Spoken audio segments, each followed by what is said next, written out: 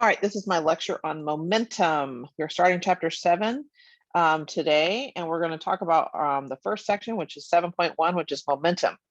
Momentum, how can the effect of catching a slow, heavy object be the same as catching a fast, lightweight object? The answer, they have the same momentum. What is momentum? Momentum is defined as the mass multiplied by the velocity, and the symbol for momentum is this lowercase p. And so here is the equation. We have momentum, it's a vector, is equal to the mass times the velocity. And so the units are in kilograms for mass, meters per second, and that is the momentum unit. There's nothing special about it. Be careful, it is very close to a Newton, but it does not have seconds squared on the denominator, it just has seconds. Okay, so since the momentum is the product of mass and velocity, the object's momentum will change whenever the mass or velocity changes. Okay, we already talked about the units, it's kilograms, meters per second. Momentum is sometimes referred to as linear because there is such a thing as angular momentum.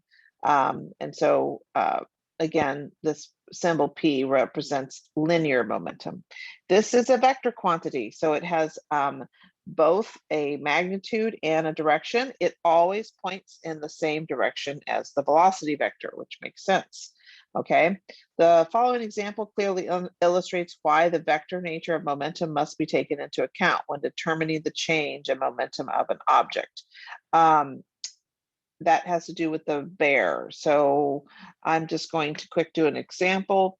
I have a 1,200 kilogram car that's driving with a speed of, we'll say to the right, 15 meters per second. What is the magnitude of the momentum of the car?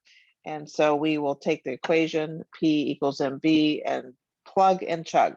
Here's the mass, here's the velocity, this is the magnitude of the momentum. So this example here that is about the bear and the ball is and very clearly indicates why we have to pay attention to the direction of momentum. So we have a figure below, we have a bean bag and a ball. They hit the ground. So this is, they both have a velocity v, and then afterwards this one is sitting there at rest and the ball bounces forward or back up. They want to know the change in momentum of each of the objects. So change in momentum equals question mark.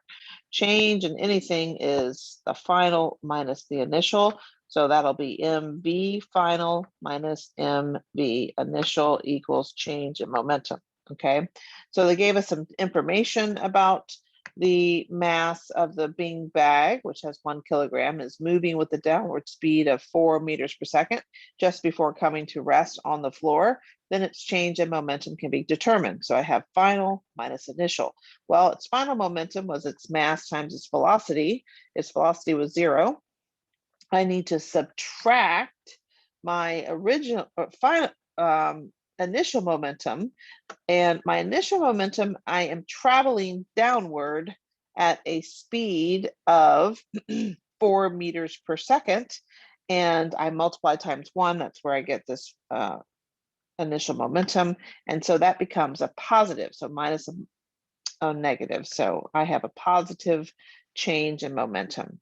The 1 kilogram rubber ball originally has a speed of 4, and that is downward, and it also has 1 kilogram. So 1 times 4 is 4, so 4 kilogram meters per second is its initial momentum. Its final momentum, it bounced off the floor, and it also has 4 kilogram meters per second as a final momentum. And so its total change is 8 kilograms per meter per second. So here's why this example is important. This is super important that you pay attention to the fact that that is a positive velocity and a negative velocity. So the direction of momentum is extremely important. Okay. The last thing I'm going to teach tomorrow is about the total momentum of a system. So in this example, we had one object. We had the bear or the bean bag or the ball. And now I could have a system of objects. So I can make up however many objects in a system I want.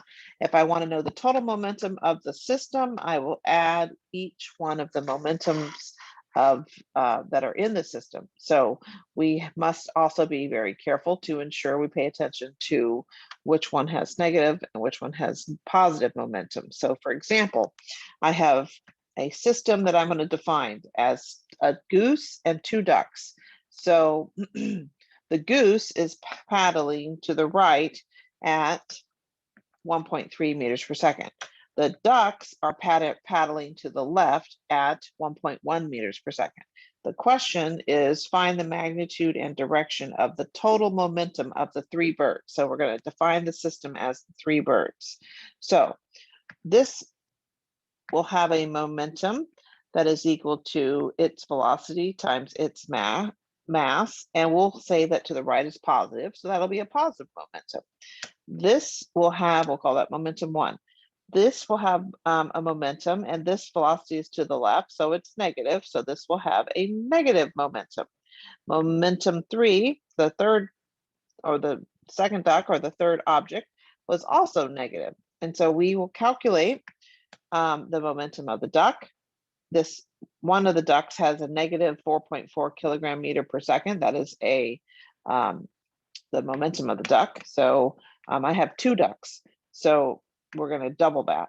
And then the momentum of the goose, it has a positive momentum. It's to the right. Notice the to the left and to the right. Now, momentum total of the system, I have 2 ducks, 1 goose. So I add negative 4.4 plus a negative 4.4 plus a positive 9.9, and I will get a positive 1.1. Super important to pay attention to our direction. Okay, so that's the lecture for tomorrow, and then we will be doing assignment 8.1 in class.